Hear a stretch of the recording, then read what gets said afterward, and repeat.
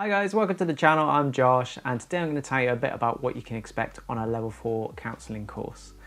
The course I did was an integrative course, which was an Advanced Diploma in Integrative Counselling, and at the heart of it was 3 particular modalities, which was Gestalt therapy, person-centered therapy, and mindfulness-based cognitive behavioural therapy. Now, although there was sort of 3 main modalities that were at the heart of the course, there were a number of other theories and subjects that get taught on this course. So we also covered attachment theory, body process, so somatic experiencing of emotions, transactional analysis, so working with something called the drama triangle.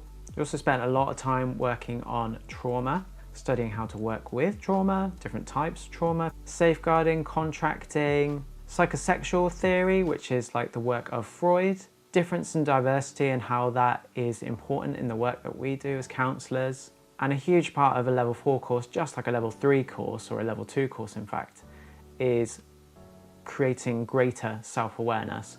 Because if we're not aware of ourselves, we're likely not to be aware, have that clean lens with which to help another. For example, if I'm carrying still a load of my own unprocessed emotions, I might project that onto my client, and it might get in the way of our work together.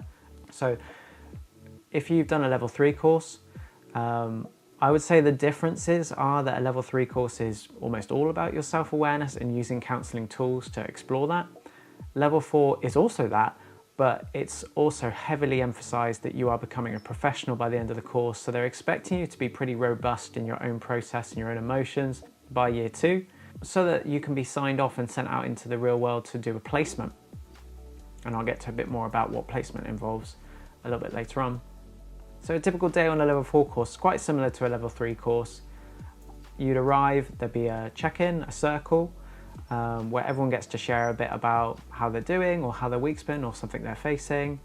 And it's completely up to the individual what you want to share. You can share deeply, you can share a little bit, you can choose not to share if you want to. It's just a place where you can kind of just check in with where you're at. This is also bookended at the end of the day too, so there's a check out. So you get to kind of see interesting things happening between where you are at the beginning of the day and where you might be at the end of the day, particularly if there's been a lot of deep process. Especially for others, it's really great and interesting to see how the day has affected them. And then after the check, I'm usually going to sort of the more theoretical teaching style part of the day. So that might be that the tutor's giving you a lecture, or you're doing a bit of group work or some kind of interactive work, but for the most part it's like a theory session, and this could involve a number of exercises individually or as groups. So after lunch there might be a continuation of a bit more teaching or group work, and then we go into skills practice. Now, skills practice is where we go to actually practice being a counsellor, usually in a group of 3. So someone is in the role of the counsellor, someone's in the role of the client, someone's in the role of the observer, and we'd all take it in turns to switch. Most weeks everyone would get a turn to be a counsellor, and as the weeks go on there's less teaching in the afternoon, so that more of the afternoon is taking up with that practical experience, which I think is really beneficial. On my particular course we were encouraged to bring real stories as clients, so we were often getting sort of free therapy in a way if you're a client. There are some courses that don't like this, and some courses, I've heard that there are some courses who will say you can't use real experiences and you need to role play the whole thing. I can understand that if you're inexperienced counsellors, but I do think that it's much better if you're able to work with someone's real emotions, real challenges. And then after that we come back and do perhaps a little bit of discussion about how that was, but usually we go straight into a checkout, which is much like check-in, so reflecting on the day.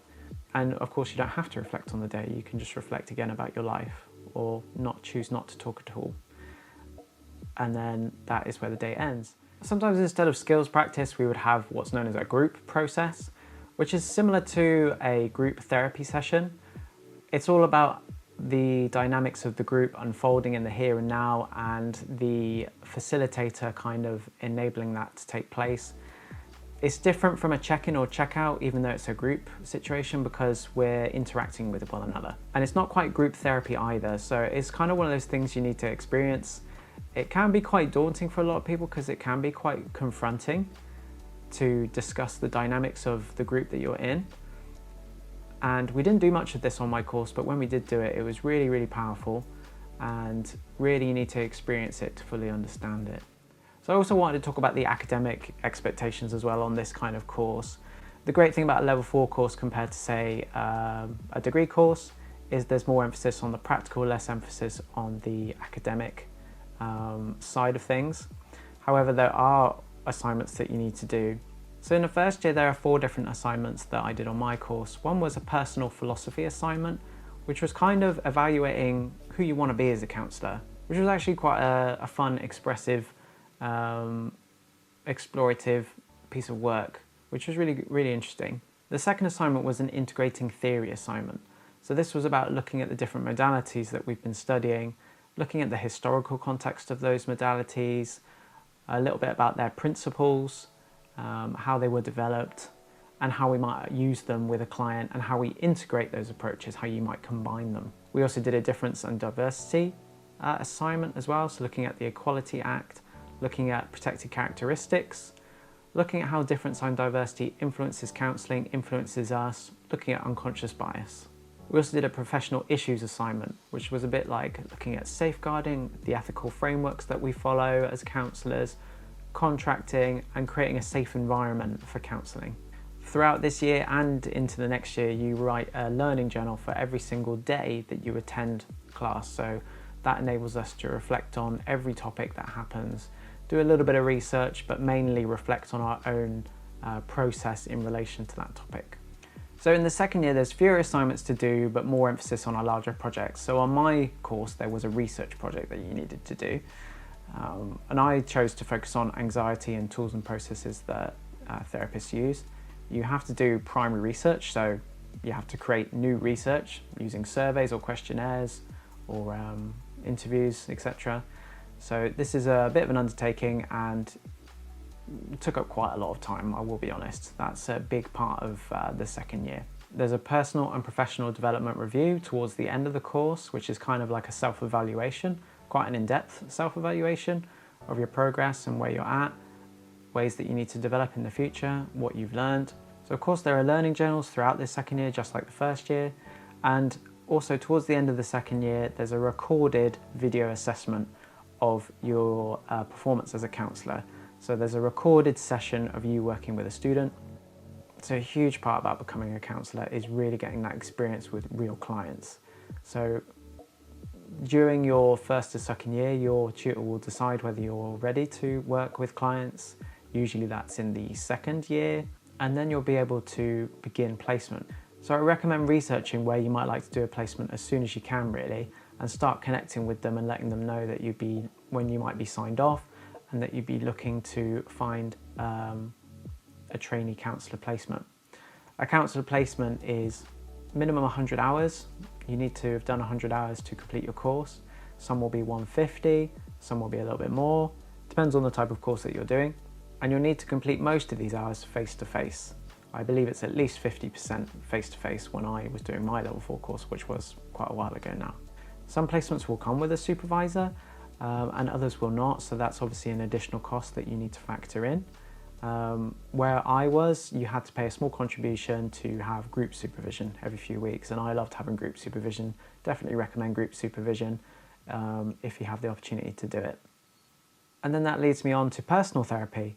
So you're expected to have a certain level of personal therapy every year whilst you're on your course.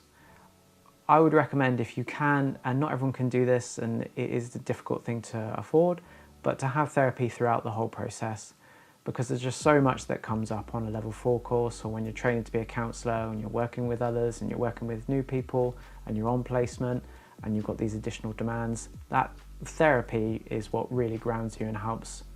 Also just helps you learn a lot about being a therapist. I think I've learned the most about being a therapist from just having therapy myself.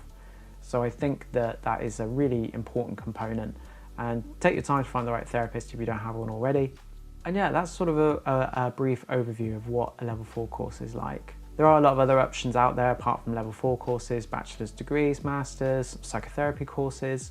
The great thing about level 4 is you can continue to top it up, so you can turn it into a degree in most places. And the great thing about level 4 course is it's just really experiential. You get so much practical experience, and it's important to find the right course for you, because obviously this is setting you up for your next chapter to be a counsellor, to be a therapist. So you want to get it just right. There's always going to be things that probably annoy you on a course, but the most important thing is to find the course that ticks the boxes that are important for you. For me, it was about learning as much about Gestalt as I could and integrating a lot of parts work, and I got a lot of that from the course that I was on, so I was really pleased with that. If you've got any other questions about level 4 courses or becoming a counsellor in general, or you want to see more topics from me, just let me know in the comments below and I'll respond as soon as I can. If you like the video, please like, subscribe, you'll get to know when I post another video, and I'll see you next time.